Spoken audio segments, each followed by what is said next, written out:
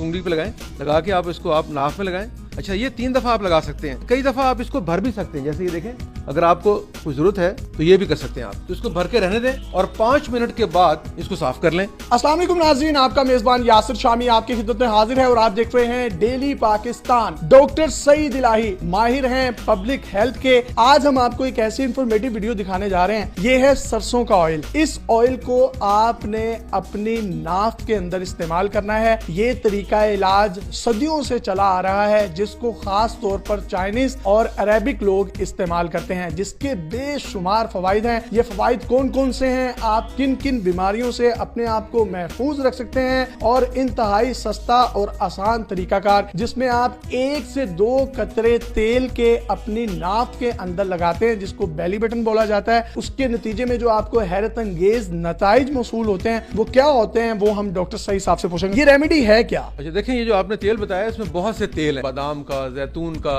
सरसों का, अलसी का, प्याज का और कलौंजी का। इस तरह बहुत से सीड्स हैं जिनके तेल इस्तेमाल होते हैं। जैसे आपने बताया कि दुनिया में सबसे पुरानी जो तिब है वो चाइनीज है, उसके बाद इजिप्शियन है 10,000 साल, 9,000 साल, फिर इंडियन 8,000 साल। तो उन सब में ये इस्तेमाल होता रहा है। जो मेडिकल एलोपैथिक साइंस है वो 16th सेंचुरी से आई है, उसमें तो इसकी कोई तहकीक नहीं हुई। एलाइड हेल्थ है, एलाइड मेडिसिन है, ऑल्टरनेट मेडिसिन है, उसमें इसकी बहुत इस्तेमाल भी हुआ है, तजर्बा भी हुआ है और ये कामयाब भी। सर, इसको इस्तेमाल कैसे करते हैं, बताएं हमारे ऑडियंस को। उंगली पे लगा के नाक में दिन में 3 बार लगा लिया, रात को सोते हुए लगा लिया। अच्छा जी, इसका आप लगाएं, आप जरा देखिए, एक उंगली पे लगाएं, लगा के आप इसको आप नाक में लगाएं।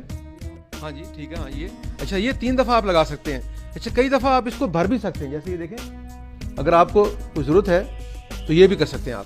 तो इसको भर के रहने दें और 5 मिनट के बाद इसको साफ कर लें। अगर आपको रात को सोना है, इसको लगा लें और इसके ऊपर कुछ चीज रख दें, टॉवल। इसका फायदा क्या, कौन कौन सी बीमारियों से इंसान बचता है? ऑयल जितने भी हैं ये नेचुरल रेमेडीज हैं। आंखों की कमजोरी के लिए ये बहुत अच्छा है। आंखों की नजर कमजोरी है तो इसको लगाएं। कानों में सांसें हो रही है, होंठ खुश्क हो गए हैं, मैदे की खराबी है, जोड़ों में दर्द हो रहा है, या आपको वीकनेस है, मसल वीकनेस है, या आपको दिन में चक्कर आते हैं, तो इस तरह की बहुत सी और बीमारियां हैं जिसके लिए इसको कामयाब करार दिया गया है। सर, यही वजह है जो अरबी लोग हैं बड़े सेहतमंद और तवाना होते हैं। और देखिए, अरबी लोग हैं वो तो बहुत और मकासद के लिए इस्तेमाल करते हैं। उनका ख्याल में कि जो मर्दाना कमजोरी है उसके लिए बड़ा कामयाब है, तो वहाँ पे वो जैतून का तेल भी लगाते हैं अपने नाफ में।